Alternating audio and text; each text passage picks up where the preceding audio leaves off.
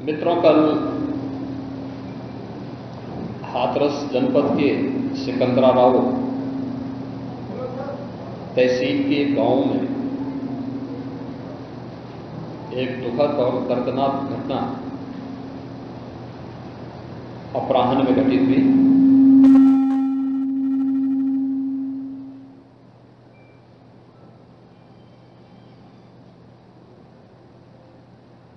इस पूरी घटना के तह तक जाने के लिए शासन स्तर पर हम लोगों ने कल भी जो व्यवस्था बनाई थी, लेकिन प्रथम दृष्टया हम लोगों का यह था कि पहले राहत और बचाव के कार्य को आगे बढ़ाया जाए।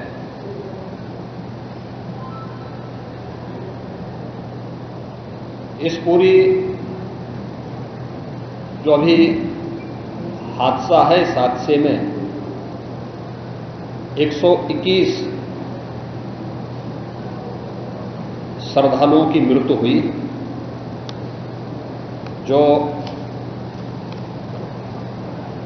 उत्तर प्रदेश के साथ साथ हरियाणा, राजस्थान और मध्य प्रदेश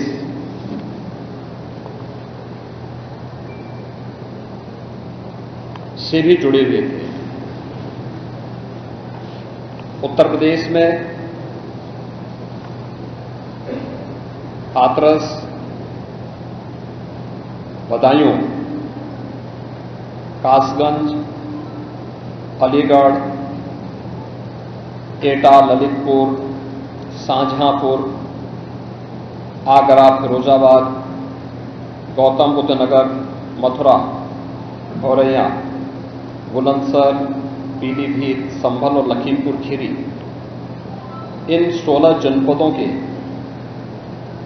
भी कुछ श्रद्धालु जन थे जो इस हादसे के शिकार हुए हैं।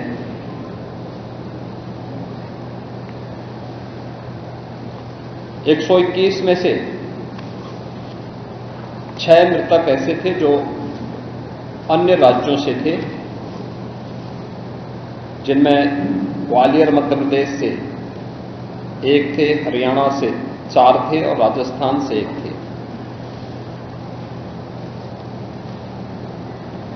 हाथरस के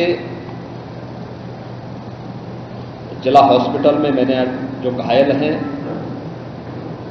31 ऐसे घायल हैं जो हाथरस, अलीगढ़, एटा और आगरा के हॉस्पिटल में जिनका उपचार चल रहा है, और उसमें लगभग सभी आउट ऑफ डेंजर है।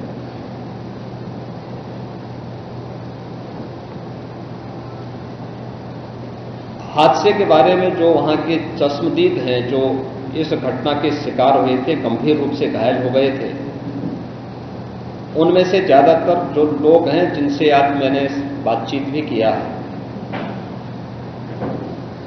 वे सभी इस बात को बोलते हैं कि हादसा कार्यक्रम के उपरांत जब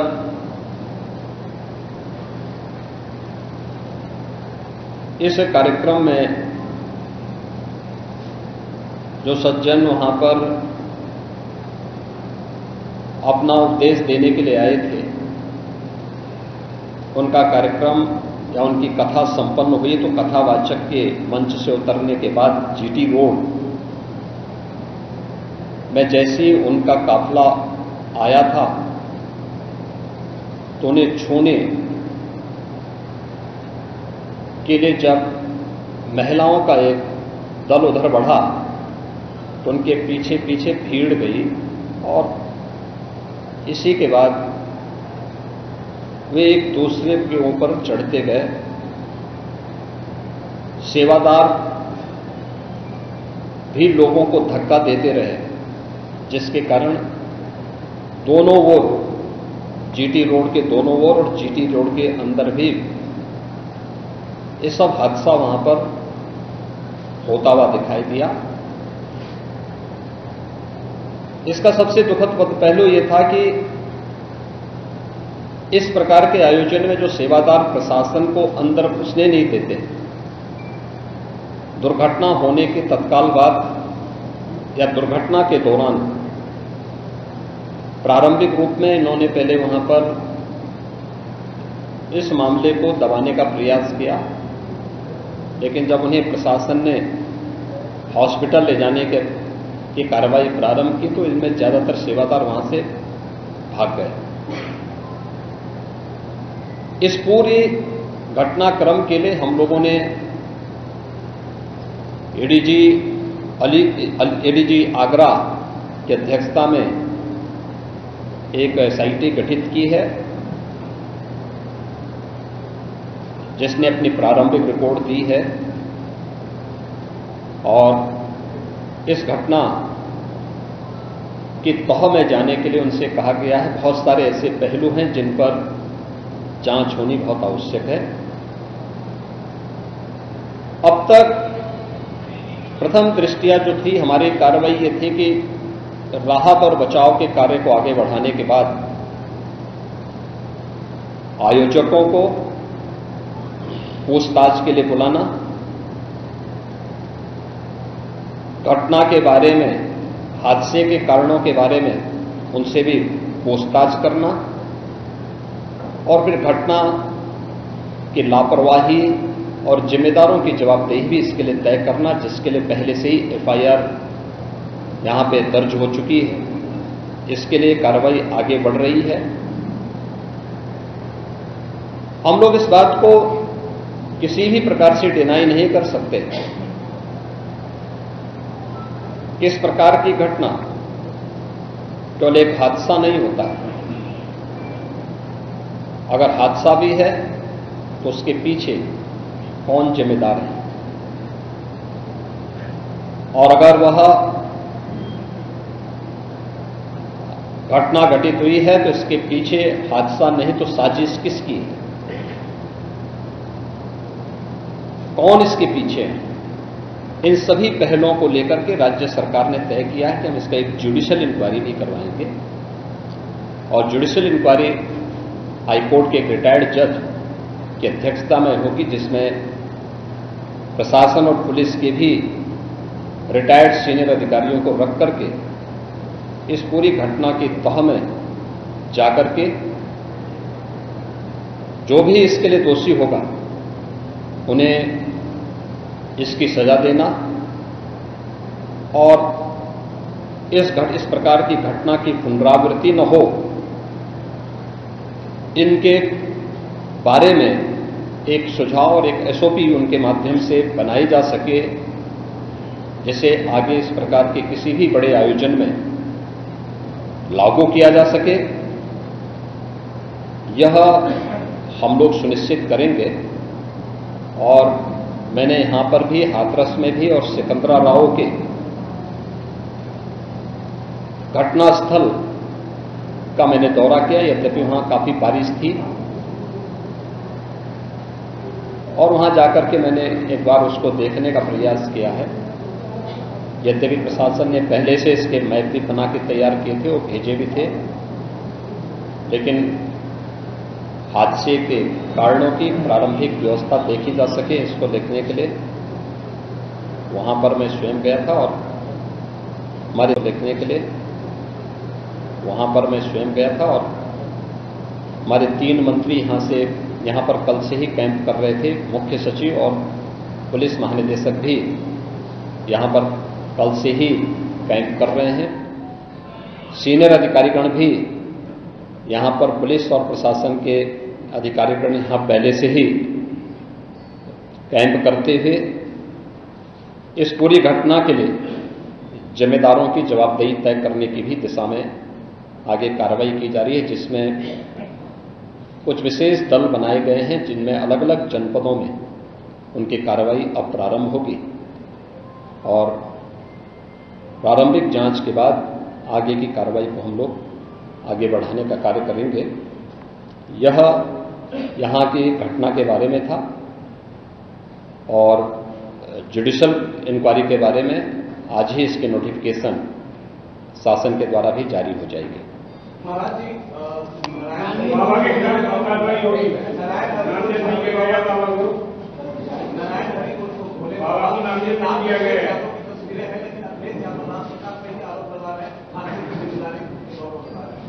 देखिए, कुछ लोगों की एक प्रवृत्ति होती है कि इस प्रकार के दुखद और दर्दनाक घटनाओं में भी वे राजनीति ढूंढते हैं, और ऐसे लोगों की ये फितरत है कि चोरी भी और सीना चोरी भी। यह हर व्यक्ति जानता है कि सज्जन के फोटो किसके साथ में है, उनके राजनीतिक संबंध किन के साथ जुड़े हुए हैं।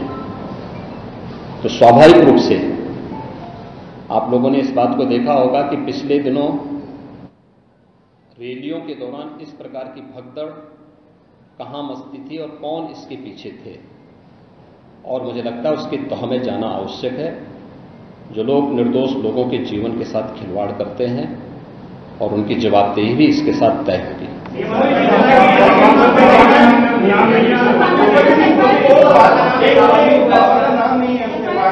दूसरी चीज आपने कहा कि ऐसे आयोजनों में प्रशासन को घुसने की इजाजत नहीं होती है, तो ऐसा क्यों होता है कि क्या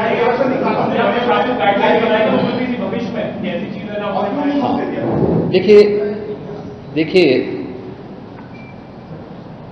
प्रशासन प्रथम दृष्टया ये मान के चलता है कि धार्मिक आयोजन है, उनके सेवादार इस प्रकार के आयोजनों की जिम्मेदारी अंदर से स्वयं निभाएंगे। और बड़े बड़े आयोजन होते हैं, ऐसा नहीं कि ना होते हो। सावधानीवश वहां पर फोर्स प्रशासन तैनात करता है, लेकिन आउटर रिंग में उनकी फोर्स होती है। अंदर अगर आप देखेंगे तो उनके स्वयंसेवक के सेवादार ही इस पूरे व्यवस्था का संचालन करते हैं, उनकी देखभाल करते हैं। और जहां पे भीड़ अनुशासित होती है, धार्मिक और आध्यात्मिक श्रद्धा भाव के साथ लोग जहां आते हैं, वहां पर भीड़ अनुशासित भी रहती है। लेकिन जब वही कार्यक्रम निहित स्वार्थी तत्वों के हाथों का खिलौना बन जाता है, तो वह अनुशासनहीनता का नजारा वहां पर भी देखने को मिलता है। और इसका शिकार अंततः वह निर्दोष व्यक्ति होता है जो धार्मिक श्रद्धा के साथ उस आयोजन में भागीदार बनता है, क्योंकि उसको तो साजिश के बारे में पता नहीं होता है, और वह अपनी उस श्रद्धा भाव के साथ आता है। लेकिन साजिश करने वाले लोग अपनी साजिश करके फिर वहां से चुपचाप खिसकने का प्रयास भी करते हैं। होना यह चाहिए था कि अगर हादसा था तो सेवादारों को वहां पर इस पूरी घटना को पहले तो अपनी व्यवस्था को सुदृढ़ करना चाहिए था, और अगर सुदृढ़ नहीं कर पा रहे थे तो प्रशासन का सपोर्ट लेकर के हादसे के शिकार लोगों को हॉस्पिटल पहुंचाने की व्यवस्था करनी चाहिए थी, उपचार की व्यवस्था करनी चाहिए थी। इसका सबसे दूसरा जो पहलू ये है कि हादसा में लोग मरते गए और सेवादार उससे पहले वहां से खिसक करके भाग चुके थे, और इसीलिए हम लोग इसकी तह में चलेंगे। और मैं इस बात के लिए आपको इस बात के लिए मैं कह रहा हूं ना कि मैंने इसीलिए जुडिशियल कमीशन के बारे में राज्य सरकार ने इसको तय किया है।